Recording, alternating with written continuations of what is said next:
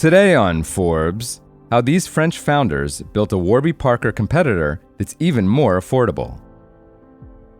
The three founders of Izipizi, a French eyewear company founded in 2010, are staring at a decades-old photo of themselves on an iPad in an office in New York. Now in their late 30s, Xavier Aguera, Charles Brun, and Quentin Couturier are 17 years old in the image, taken 6 years before the lifelong friends launched the brand that now brings in nearly $60 million in annual revenue. Founded in Paris in 2010 as Chic, the affordable luxury brand, also known as Mastige, was launched a few months after and an ocean away from Warby Parker, but the companies have distinctly different visions.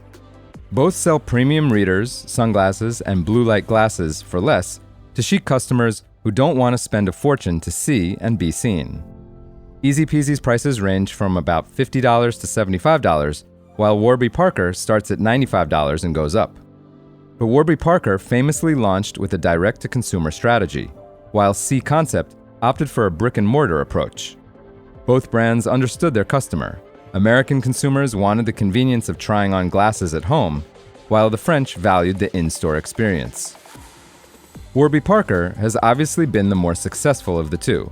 Its revenue last year was $770 million, but the brand has never expanded beyond the United States and Canada. Izipizi saw itself more in the mold of Swatch, the inexpensive Swiss watch company founded in the early 1980s, that is now ubiquitous and includes such luxury brands as Omega, Breguet, and Blancpain. But that was not the dream when the three friends met as teenagers in Lyon, France. They each went to business school in Paris and all left wanting to be entrepreneurs. They reunited at 23 to start a business initially offering self-service reading glasses in places like banks and hotels, similar to a communal pen attached to a chain at a post office. Couturier, who oversees sales in European, Asian, and South American markets, says, quote, "I had the idea at the beginning because my mom was always looking for her glasses in restaurants and banks.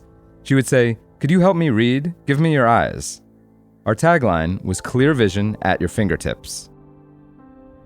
They each invested around $6,500 each to get the business off the ground, and Aguera and Brun had also just won a prize from their business school, which gave them access to bank loans. They borrowed an additional $260,000 in loans to launch and earned slightly more than that in sales in their first year.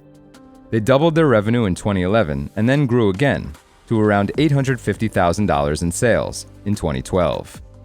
Despite the consistent growth, it was not the success the trio had hoped it would be. Brun, who focuses on the company's sales in North America, recalls, quote, "We thought we could sell these all around the world to millions of places. The product was useful, but it was hard for people to understand the need and to convince places like banks and post offices."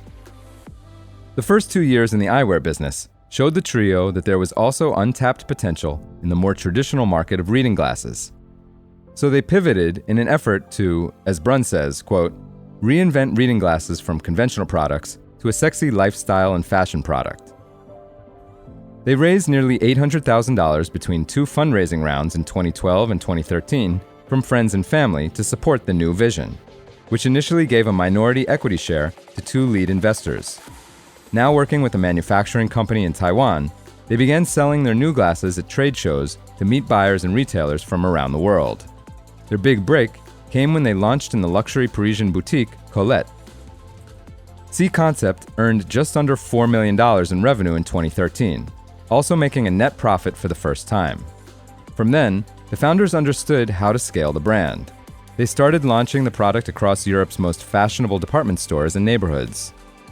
The following year, the company expanded their product line into sunglasses and soon added kids and sports eyewear. Chic was still growing fast, and the founders made another big decision: to rebrand with a new memorable name that's a play on Izipizi. For full coverage, check out Simone Melvin's piece on Forbes.com. This is Kieran Meadows from Forbes. Thanks for tuning in.